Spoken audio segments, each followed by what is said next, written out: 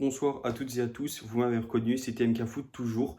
On a un peu changé le décor au vu du match, puisque cette fois-ci, on va parler du derby, du classico turc, appelez ça comme vous voulez, du match entre Fenerbahçe et Galatasaray, qui s'est joué au stade Şükrü Saracoğlu. Donc, forcément, on s'est mis dans les conditions, on a changé les maillots, on a changé la veste.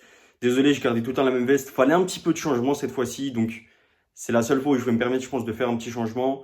On garde quand même ici, c'est Paris, et ça à côté, le petit truc PSG, mais voilà. Là, c'est juste au vu du match. Et comme d'habitude, pour ce match-là, on va parler d'abord des compositions d'équipe. On va parler comment le match s'est déroulé, potentiellement un MVP ou non, une conclusion, est-ce qu'il y en a à tirer ou non. Et d'abord, place au générique. Donc pour les compositions d'équipe, je vais commencer par l'équipe à domicile. Et je pense que maintenant, constamment, je vais commencer par l'équipe à domicile, comme ça, on ne se perd pas à chaque fois. Là, c'était au stade Şükrü Saracoğlu, donc forcément, c'était chez Fenerbahçe. Et c'était un 4-1-4-1. Je vais vous lire l'équipe et en même temps, à côté, je vous la mets pour que vous puissiez la visualiser. Donc, on a Ederson au cage. En défense, les quatre défenseurs, c'était Archie Brown, Osterwolde, Skriniar, l'ancien du PSG également, Nelson Semedo. Au milieu de terrain, on a Edson Alvarez, le Mexicain. Si je dis pas de bêtises, c'est lui le buteur en plus. Enfin, parce qu'il y a eu En-Nesyri qui a touché le ballon, ça on y reviendra après. En attaque ensuite, on a quatre joueurs positionnés très haut. Donc sur les côtés, Aktürkoğlu à gauche qui a joué en plus à Galatasaray. À droite, Néné, très très bon, le jeune joueur, la petite pépite. Et au centre, on va dire dans l'axe, on a Ismail Yüksek et Asensio, Marco Asensio, ancien du PSG également. En neuf, En-Nesyri, on ne le présente plus. De l'autre côté, pour Galatasaray, ce serait un 4-2-3-1, je vous le montre également ici. Donc avec Uğurcan Çakır au cage. En défense, à 4, on a sur les côtés Davinson Sanchez et Karataş à gauche. Mario Lemina et Bardakçı en défense centrale. Au milieu de terrain, on retrouve Gabriel Sora, le Brésilien, et Lucas Torreira, l'ancien d'Arsenal. Et devant, avant le numéro 9, on a Andis Gundogan. À gauche, Barış Yılmaz. À droite, Leroy Sané, l'autre buteur du match. Et en numéro 9, la rockstar Victor Osimhen. Bon, une fois que ça c'est dit, le match, comment il s'est déroulé, comment il s'est passé. En fait, ce match, bon, la conclusion, je la ferai après, je donnerai après mon impression sur ce match. Mais l'entame de match est très bonne. Vraiment, c'est un bon match. Ça faisait longtemps que je n'avais pas regardé, honnêtement, en tout cas sur 90 minutes, un match de Super League, un match de Fenerbahçe ou Galatasaray, peu importe, un match du championnat turc.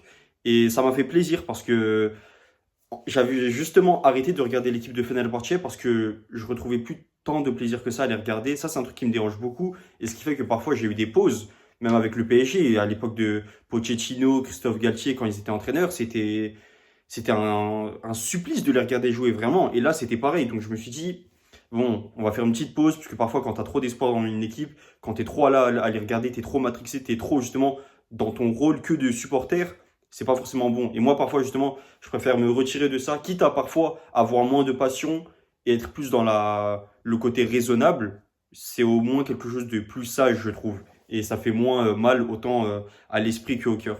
Donc ça faisait longtemps et là ça m'a fait plaisir parce que l'entame de match elle était très bonne. Fenerbahçe, même sur le match en entier, ce que j'ai beaucoup aimé c'est que leur façon de jouer c'était vraiment proposer du jeu. C'était vraiment là, bon on fait des relances, on rejoue, ça passe par derrière s'il faut, on a un circuit, on le suit, on le respecte, on l'applique. Et même Skriniar ça faisait super longtemps que je l'avais pas vu jouer et jouer à ce niveau-là. C'est un truc de fou. Il joue au foot quoi, ça fait plaisir. Parce que nous au PSG on s'en rappelle, beaucoup voulaient le virer au bout de quelques semaines, quelques mois quand il était venu chez nous, parce qu'on savait qu'il avait une blessure du dos, etc. Donc c'était un joueur, voilà, on voulait le tège. Je peux pas le dire autrement, on voulait le jeter du club. Et là, le fait de voir qu'à Fenerbahçe, il revit, il est là, il est présent. Alors je dis pas que c'est le meilleur défenseur central du monde qui doit revenir dans le top 5 championnat européen, non, loin de là. Mais il a un niveau qui est très bon. C'est un capitaine, tu le vois, c'est un leader défensif, tu le vois, tu le remarques, il est là. Il fait ressentir sa présence et c'était très très très bien, vraiment ça m'a plu. Et en dehors de ce but, par exemple, pour moi, c'est un des meilleurs joueurs du match. C'est lui qui ressort. Enfin, moi, c'est celui qui m'a tapé à l'œil en tout cas. Dans ses relances, etc., il était très propre et ça a fait plaisir de le voir comme ça.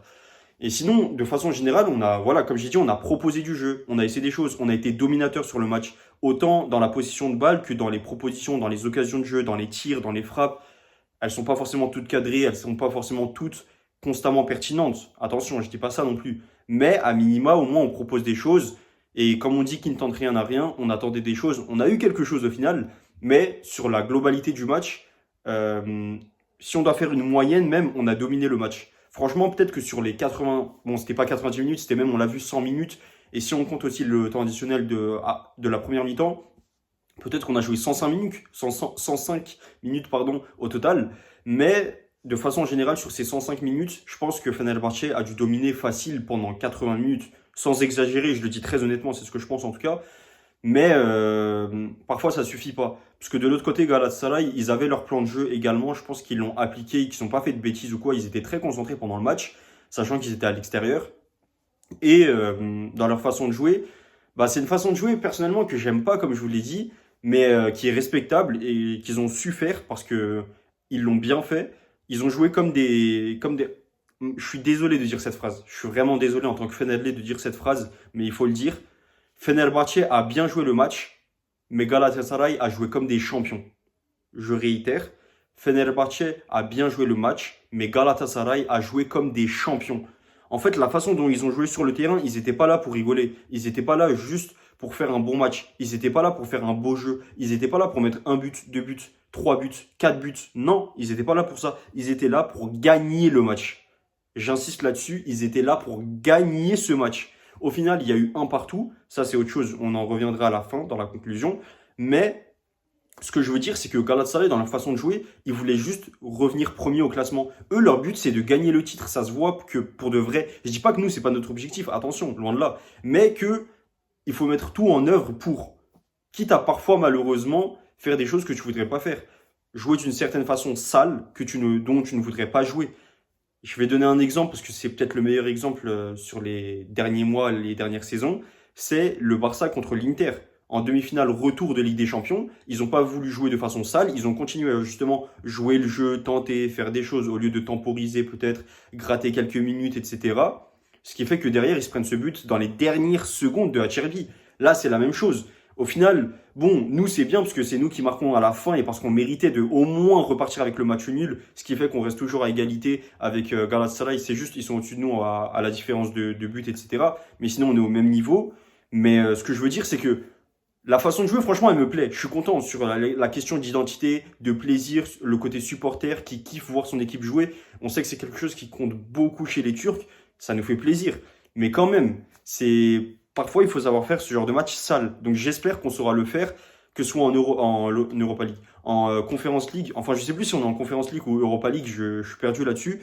Mais sur la compétition européenne, en tout cas, ce que je veux dire, là-dessus, il faudra le faire. En Super Coupe, il faudra le faire. En Coupe de Turquie, il faudra le faire.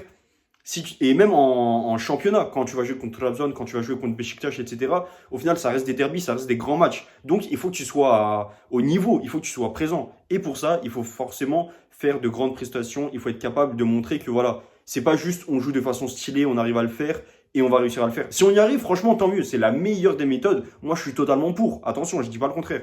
Mais est-ce que tu as le niveau? Est-ce que tu as les joueurs pour? Est-ce que tu as la qualité? Est-ce que tes joueurs, ils correspondent à ce style-là? Eux tous. Peut-être pas forcément, à mon sens. Donc, par rapport à ça, c'est quelque chose qu'il faudra revoir. Sinon, le match, je voulais parler d'une dernière chose par rapport au match avant de venir à la conclusion et les top flops, etc. Déjà, j'ai pas de flop. Ça, je tiens à le dire, c'est uniquement les tops. Mais un changement qui m'a choqué à la 85e, on change Brown, si je dis pas de bêtises, Archie Brown, le latéral gauche, et on met Mercan, ou je sais plus comment il s'appelle, j'ai pas envie de dire de bêtises. Mais on fait rentrer un autre joueur à sa place, un joueur turc-allemand. Et je me suis dit, mais pourquoi ce changement au début? Je me suis dit, ça n'a pas lieu d'être, c'est la 85e. En même temps que toi, tu fais ce changement, de l'autre côté, Galatasaray, ils font quoi? Eux, ils mettent Icardi. Donc eux, ils font rentrer un numéro 9 alors qu'ils sont en train de gagner 1-0. Toi, tu fais rentrer un latéral gauche. Je me suis dit, c'est quoi ce changement très bizarre? Bon, je me suis dit, laissons voir. Et je me suis dit, en vrai, c'est la 85e, peut-être qu'il est cuit, peut-être qu'il peut plus répéter les efforts. Donc, en vrai, changer un joueur comme ça, un latéral en plus, on sait que c'est un poste, voilà, un peu ingrat, il faut répéter les efforts, cardio et tout, et c'est pas un poste qui est très remarqué, le poste de latéral de façon générale. Donc, vas-je me suis dit, vas-y, c'est compréhensible, c'est légitime. Au final, je suis content parce que ça a été un game changer, il faut le dire. Je peux pas le dire autrement, parce que c'est lui qui a été à la passe décisive du but final. Donc, je m'excuse, le remplacement était mérité. Peut-être que c'était plus le but, la passe décisive, je peux me tromper, mais en tout cas, c'est la passe qui a mené au but. Voilà, je préfère le dire comme ça pour être plus clair et prendre moins de risques dans mes propos. Mais vraiment, ça a été un bon changement. On repart avec un point, donc ça, c'est quelque chose de bien. Et il ne faut pas rester sur ses acquis. Ça, c'est quelque chose d'important, il ne faut pas rester sur ses acquis. Au final, on est reparti avec un point, c'est bien contre eux, mais on était à domicile. Si on fait la même prestation à l'extérieur, je dis rien du tout. Là, faire cette prestation-là à domicile, c'est limite, c'est la moindre des choses. On a fait la moindre des choses. Ok, t'as rempli le carnet, c'est bien. T'as coché la case, faire match nul contre eux, repartir. Et là, on repart à zéro au final. Pour moi, c'est la même chose. Parce que tous les deux, on est au même nombre de points. Il n'y a que la différence de but avec Galatasaray qui nous sépare. C'est tout. Donc maintenant, faut se dire, ok, match retour. Match retour, je vais en attendre beaucoup. Et je vais le débrief ce match parce que j'en attendrai beaucoup de choses. Sinon, pour parler du MVP du match, j'étais en train d'y penser. Et oui, franchement, comme je l'ai dit, ok, Alvarez ou En-Nesyri, c'est eux qui ont permis d'avoir le but finalement. Mais quoi qu'il en soit, pour moi, c'est Skriniar l'homme du match. À mon sens, c'est vraiment Skriniar. En tout cas, le meilleur joueur du côté de Fenerbahçe. Du côté de Galatasaray, c'est autre chose, mais nous, de notre côté, Fener, c'est vraiment Skriniar pour moi le joueur important, fort. Sans lui, pour moi, c'est vraiment pas le même match. J'insiste là-dessus. Il a vraiment beaucoup aidé, beaucoup servi. Quand il fallait parfois dégager, on va dire bêtement, il l'a fait. Quand il fallait savoir défendre, il l'a fait. Quand il fallait être là à faire des passes, être là à la relance, il l'a fait. C'est un leader, quoi, tout simplement. On savait qu'il était comme ça du côté du PSG également. Là, le fait de pouvoir le revoir comme ça, dans mon autre club également, ça fait plaisir. Donc, ça, c'est quelque chose de bien aussi. Mais bon, comme je l'ai dit, il n'y a pas de conclusion à tirer, sinon de grandes conclusions à tirer de ce match-là. C'est quelque chose qui fait plaisir. Et je sais que c'est c'est la première fois que je débriefe un autre club que le PSG que je soutiens. Donc, il y en a que deux, il n'y a que le PSG et Fenerbahçe. Mais je le referai parce qu'il y a des matchs de Super Coupe qui arrivent prochainement, donc on les débriefera. Et il y a également les derbies. Et je sais qu'on va aussi jouer en début d'année civile. Fenerbahçe va jouer contre Aston Villa, donc on en profitera également pour débriefer ce genre de match où il y a quand même une certaine lumière qui est mise et qui permet pour certains de ne pas être déboussolés à parler d'un match entre guillemets aléatoire qui ne vous intéresse peut-être pas tant que ça. Donc je me permettrai de le faire. Et pour les autres matchs, on va dire un peu plus communs, peut-être que je les regarderai de mon côté, mais sans forcément les débriefs. En tout cas, merci de m'avoir écouté. C'était TMK Foot. Je tiens à dire une petite chose. La vidéo sur le latéral droit, ça y est, elle est faite, elle est tournée, mais il reste plus qu'à la monter. Bon, c'est une vidéo qui dure 10 minutes, elle est assez courte, mais elle sortira certainement demain.